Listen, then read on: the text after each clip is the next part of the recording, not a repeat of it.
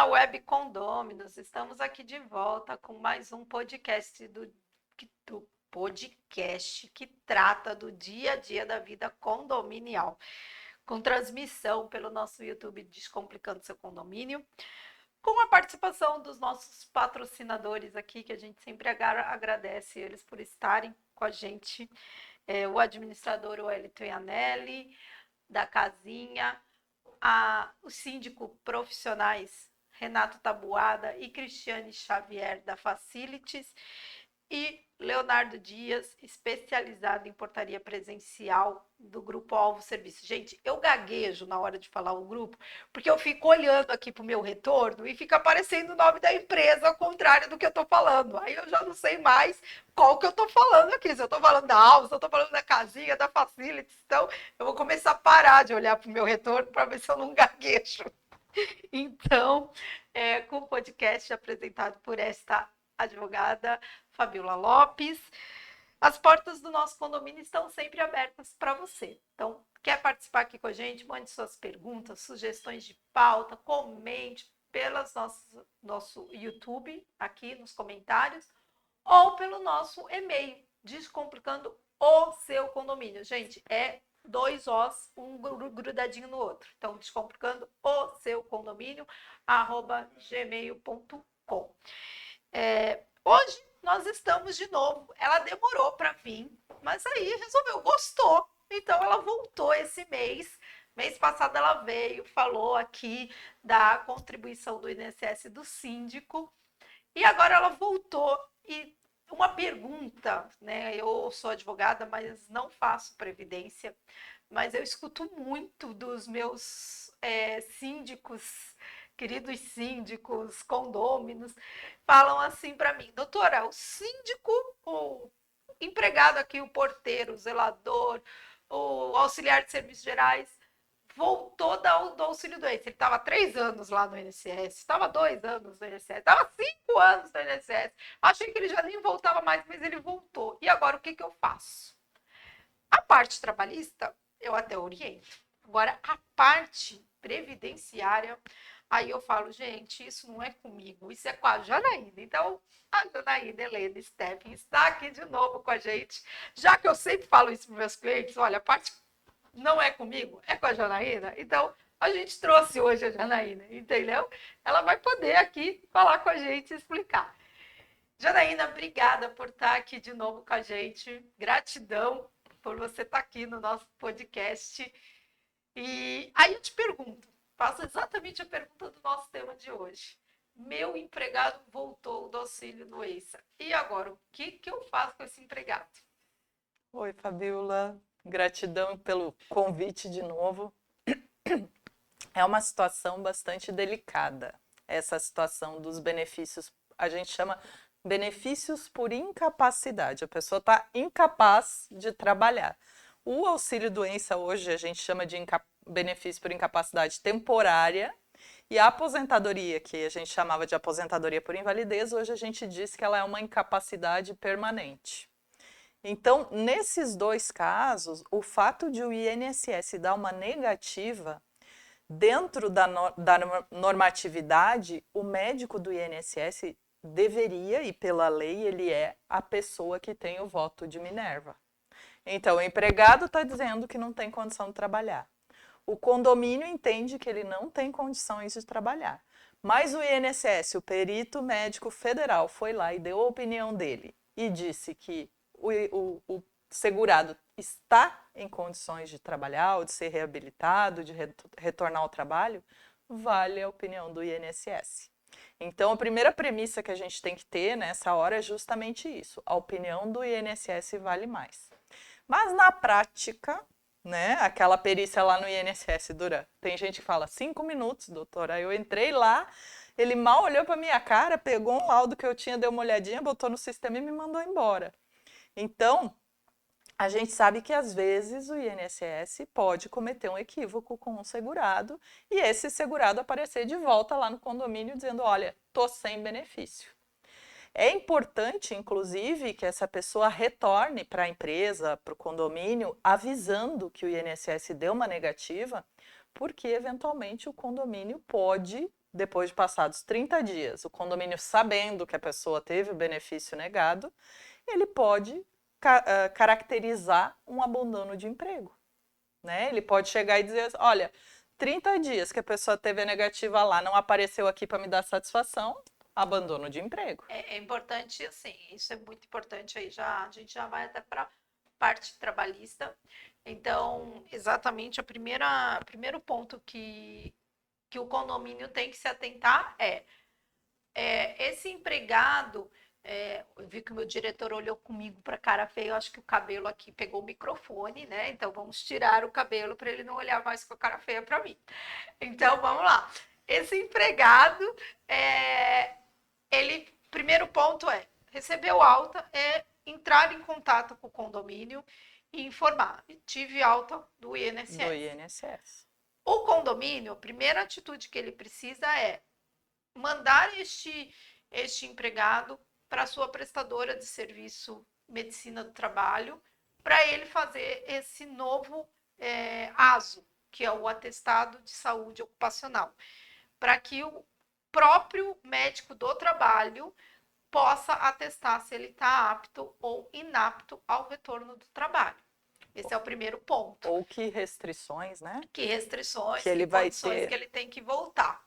Agora, se o empregado não comunicou à sua empregadora, que é o condomínio, que ele retornou ao trabalho, isso é muito importante, porque não precisa nem 30 dias. Se o condomínio tem conhecimento em 15 dias, então já foram 2 semanas, já se passaram 2 semanas, e esse condomínio, esse empregado nem entrou em contato para dizer que teve alta, ou melhor ainda, que nem eu falo, porque agora a Janaína pode explicar, o empregador, ele tem acesso, né? Ele tem como ter acesso ao meu INSS dos empregados sem a senha dele?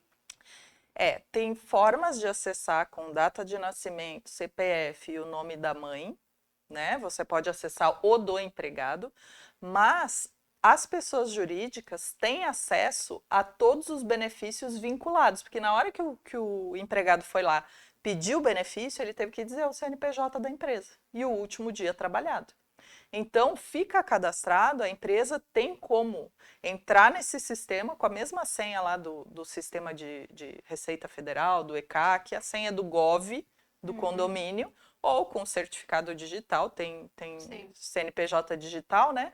Entra e tem acesso a todos os benefícios que tem vinculados àquele CNPJ. Inclusive, é possível, uma coisa que as empresas têm feito muito mais hoje do que faziam antigamente, contestar um acidente de trabalho. O empregado foi lá, está alegando que é acidente de trabalho, o INSS reconheceu, a empresa pode ir lá e se defender, tentar descaracterizar esse acidente de trabalho. Então, entra por esse mesmo sistema que seria o meu INSS da empresa. Sim. Né? Seria o equivalente do INSS da própria empresa. Certo.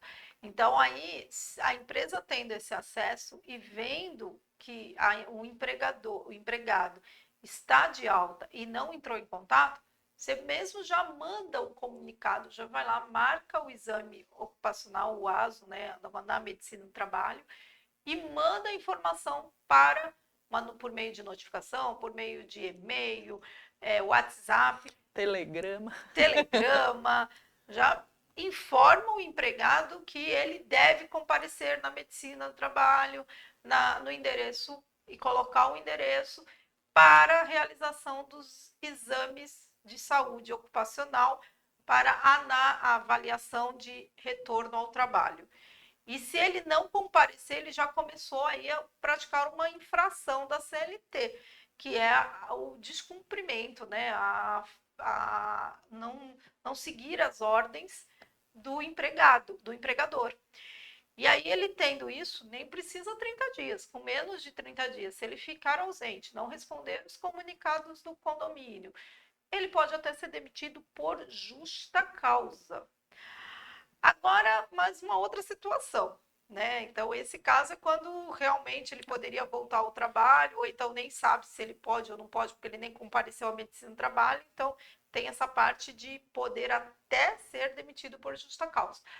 Agora, tem a situação que o médico do perito lá, do INSS, perito do INSS diz, apto ao trabalho.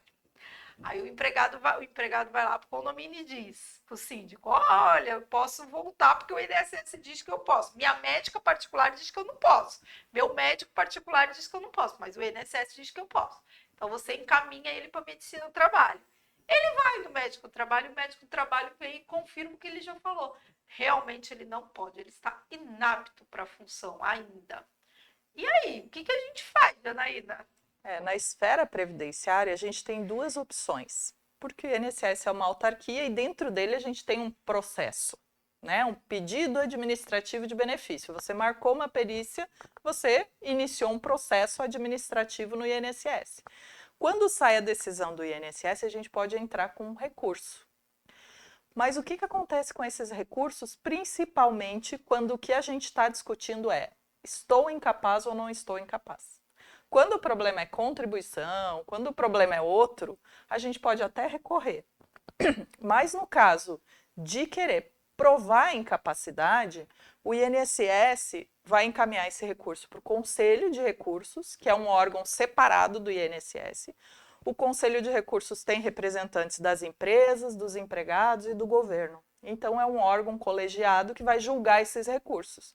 Mas qual é a base que ele vai usar para esse julgamento? A perícia médica que o INSS fez. Ele não vai fazer uma nova perícia, ele não vai analisar de novo o paciente, né, o segurado. Ele já entendeu que tinha alta, ele não Se a perícia já disse que está capaz, e se o problema é comprovar a incapacidade, então o ideal é que ele encerre ali o processo administrativo e vá para um processo judicial.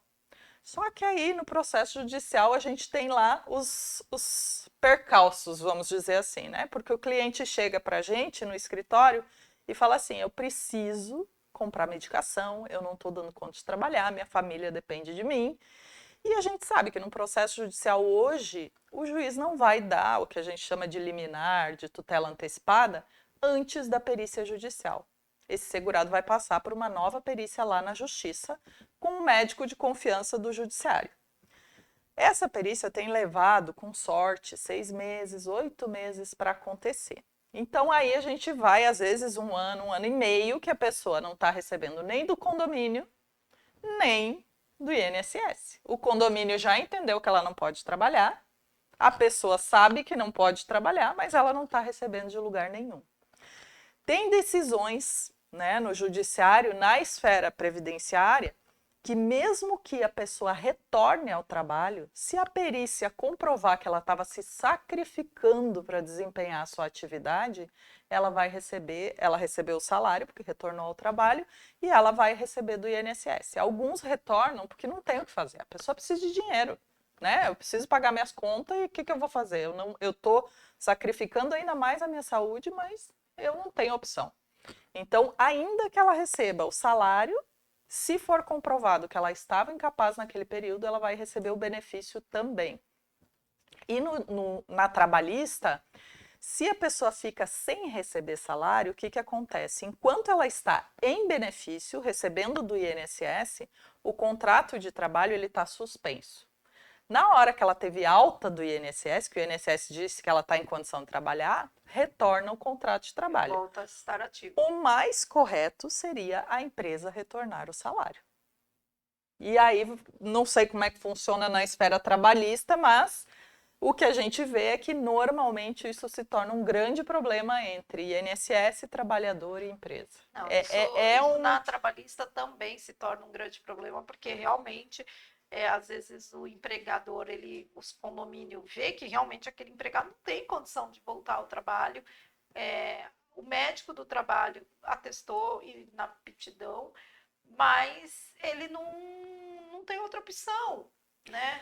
Fica aquilo, como é que eu vou colocar uma pessoa aqui trabalhando e não vai conseguir me render, ainda posso até piorar a saúde dele. Colocar em risco os outros condôminos, né? Porque dependendo do tipo de problema que a pessoa tem, eu costumo dizer, não é só a doença, às vezes o tratamento, porque a pessoa está tomando uma medicação que não pode subir em altura, às vezes é um faxineiro, alguém do condomínio que tem que subir para limpar a janela, marquise, né?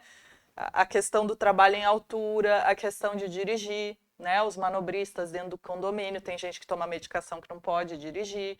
Enfim, tem tanto a doença quanto a medicação podem tornar essa pessoa incapaz. E tem situações em que a gente vê que as convenções coletivas, elas preveem uma estabilidade para essa pessoa ainda. E ele pode passar no médico dele, pegar novo atestado e entrar com nova perícia, ou isso é irregular? Como é que funciona? Depois de 30 dias da negativa, ele já pode dar entrada de novo. Agendar uma nova perícia. Então não é irregular. Se ele vai no médico particular dele e ele entende que tem que continuar, aí o médico vai ter que dar um novo atestado. O correto seria a empresa reencaminhar ele para o INSS. Se ele está empregado, com carteira assinada, é a empresa que tem que estar manejando essa situação. A maioria das empresas tira o corpo fora, você está brigando com o INSS. A empresa, depois de 30 dias, voltar com ele para o INSS, ela pode fazer isso? Só que aí ela tem que pagar os 30, ou pelo menos 15, né? Os 15 são a obrigação dela, do 16º em diante. E aí ele não precisa ter o atestado, ou ele mesmo assim... Precisa. Então, ele mesmo assim precisa ir no médico ter o atestado. Sim. E aí a empresa o condomínio vai pegar esse atestado e encaminhar para o INSS. Para o INSS. Inclusive porque a gente não costuma chamar de atestado, porque atestado é aquele que diz assim, 2 dias, 5 dias. É aquele que já vem impresso, só põe o número de dias. O que precisa para o INSS, um relatório médico. Eu costumo chamar de relatório médico. Por quê? Porque é colocar lá desde o início, olha, a doença iniciou em 2018, mas ele ficou sem condição de trabalhar mesmo em 2021. Então, a partir de 2021, em função disso, daquilo, ele não pode fazer isso e aquilo.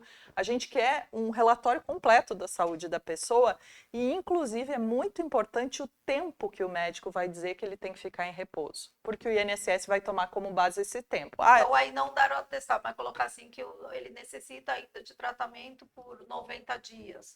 Se o médico colocar os 90 dias, o perito do INSS vai avaliar se é entre 0 e 90. E vai pegar a data de emissão desse relatório. Então, a data que eu tenho lá no relatório é o termo inicial dos 90 dias. Eu levei tempo para ligar para o INSS para marcar. O benefício vai ser concedido no máximo, o laudo é de junho de 2023, 90 dias, no máximo setembro, né? Então, tem que ter esse cuidado, né? Porque daí a pessoa chega lá com um laudo estourando de 30 dias, o médico vai dar no máximo 1 mês de benefício. E a pessoa, poxa, mas eu tinha que ficar não sei quanto tempo. Mas o médico não escreveu. O perito do INSS, a tarefa dele não é diagnosticar. A tarefa dele é ver o diagnóstico que a pessoa já tem, o que o médico dela está falando, e verificar, na experiência dele, quanto tempo leva esse tipo de problema para... Então, ele adequa, né? A gente está encaminhando o nosso podcast aí para o final. Como é que a gente faz para achar a Janaína? A Janaína tem YouTube, as redes sociais todas, né? Facebook e Instagram. Eu criei um perfil que é Janaína Prev, né? Até o V, Previdência, né? PREV. PREV. Então, Janaína Prev, em qualquer lugar que vocês forem, Instagram, Facebook e YouTube, vai aparecer lá o meu perfil. Também tem o canal do YouTube. Isso. Então, tá bom. E tem um canal do YouTube da professora Janaína ou não mais? O canal do YouTube é destinado a alunos, mas a gente está colocando lá né, conhecimento previdenciário, pode aproveitar. Né? Tá. Então, Janaína Prev, suas redes sociais e canal. Então, gente, acompanha lá que a doutora Janaína sempre coloca informações bem legais para quem quer conhecer um pouquinho mais dessa área previdenciária. A gente fica por aqui. Agradecemos os nossos web condôminos que nos prestigiam em todos os nossos vídeos. Vai lá nas nossas redes sociais, Facebook, Instagram e YouTube, Descomplicando Seu Condomínio, compartilhe, comente, ative o sininho, é sempre muito bom saber que vocês estão com a gente aí. A vida é a prova mais difícil. Muitas pessoas fracassam porque tentam copiar a vida que não é a sua. Tchau, gente, até o próximo podcast.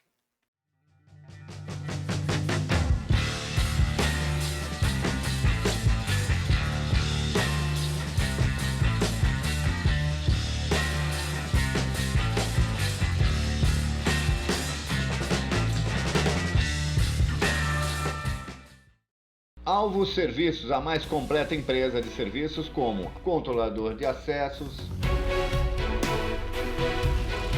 limpeza pós-obra, auxiliar de limpeza, orientação de acesso e estacionamento, portaria e supervisão 24 horas. E-mail contato@grupoalvo7.com.br. Telefones 13 3219 1741 ou no nosso WhatsApp 13 97405 8898. Alvos Serviços.